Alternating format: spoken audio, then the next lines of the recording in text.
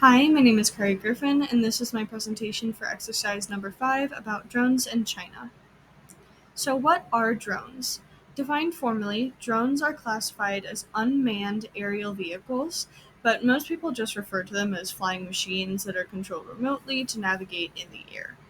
Drones are still relatively new technology, as its potential has yet to be fully explored, and the average person can purchase and use these aerial vehicles, but not without restrictions on height, distance, speed, and weight of recreational drones.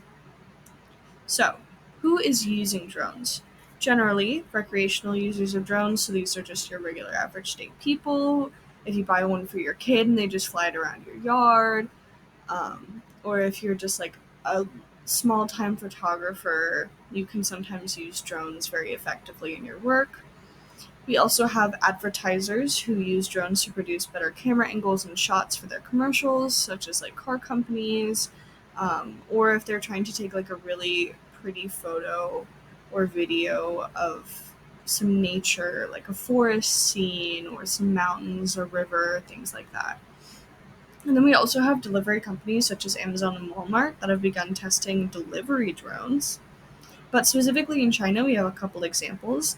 They actually had a flying dragon light show in the sky. I believe it was about 1,500 drones used in total for that.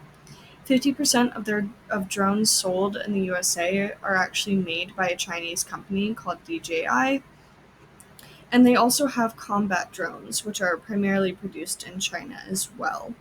However, most of the drones produced in China are typically recreational drones that are under about 55 pounds. And they also have special no fly zones, such as in Beijing. So, where are they using drones? So, let's talk about some application areas. As I said before, action shots for commercials / general filmmaking. We also have the fighting in war drones. We also have construction site surveys and agricultural applications such as spraying crops, checking in on crop health, just generally used for surveying different areas, different walks of life. We have some challenges. Drones are still under heavy restrictions when used by average consumers for protection. It's just to keep everyone safe, everyone in some good guidelines. And then we also have distance restrictions for companies because drones can only go so far without being consistently monitored, and it makes it very difficult to transport things over very large distances. In terms of opportunities, drones can replace very dangerous and tedious jobs, which frees up energy, time, and safety for workers to complete tasks that need a human hand. So let's talk about a little SWOT analysis for why are they using drones in Amazon. For strengths, they've actually already tested it out in their first city in California. It's called Prime Air. They can deliver packages in under an hour, which is incredible considering how advanced technology has become over the past few years. We have some weaknesses though. They do have a restricted weight limit of only 5 pounds currently, and it's unable to be implemented except for in highly populated areas because it has to be worth the money to implement drones because it's very, very expensive to do so.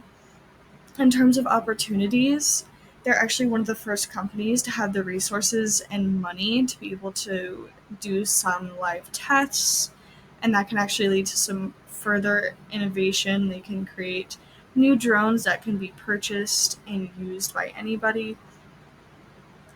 And then we also have the FAA has already given Amazon the permit to continue testing.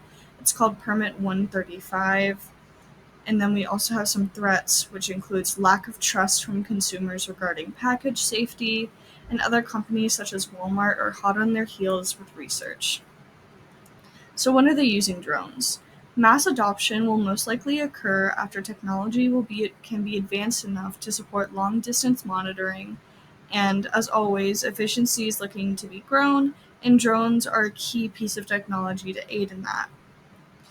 Though there are some barriers, this is just because of lack of proper technology, as well as the price of drones and workers trained to pilot them, and then how practical drones can be, especially without suspicions of spying and foreign threats. So how can we apply drones to social sustainable development goals? So we can talk about economic growth, climate change, and infrastructure. For economic growth, we have drone pilots will be in demand for deliveries, construction site surveys, etc. And then we also can help eliminate dangerous work environments and saves lives for workers to apply themselves elsewhere. For climate change, drones can be used to survey climate hotspots, and efforts can be increased in those areas to reduce damage and repair when necessary. And then we can also produce less pollution for deliveries in smaller, very populated areas via drone. For infrastructure, drones, as mentioned before, can survey construction sites and reduce that time down significantly to 15 minutes in comparison to multiple days. And then we also can do scans of buildings that can be used to verify the integrity of the structure.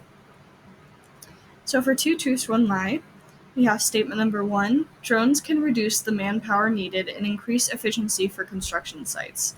This allows cities to grow safely and to benefit the community. Statement number 2, drones have been implemented as carriers for packages on a wide scale in the United States. And statement 3, commercial drones can be piloted by most people safely as long as they follow regulations. This includes keeping the drones in eyesight.